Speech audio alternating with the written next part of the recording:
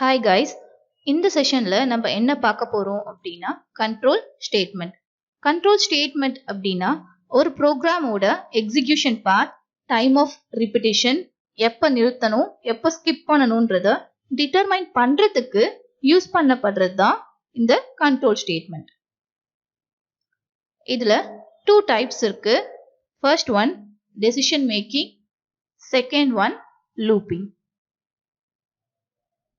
Decision making அப்படின்னா என்னன்னா, நம்ம கிட்ட இருக்கிற ஸ்டேட்மெண்ட்டை பேஸ் பண்ணி எதை எக்ஸிக்யூட் பண்ணணும் பண்ணக்கூடாதுன்றத டிசைட் பண்ணிக்க யூஸ் ஆகுறது தான் டெசிஷன் மேக்கிங்.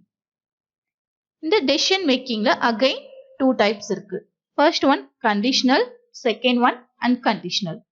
இப்போ நம்ம கண்டிஷனலை பத்தி தான் பார்க்க போறோம்.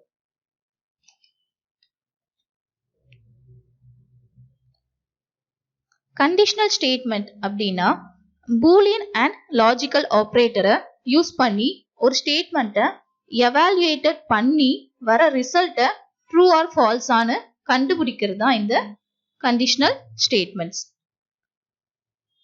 அதுல இப்ப நம்ம பார்க்க போறது இஃப் அண்ட் எல்ஸ்.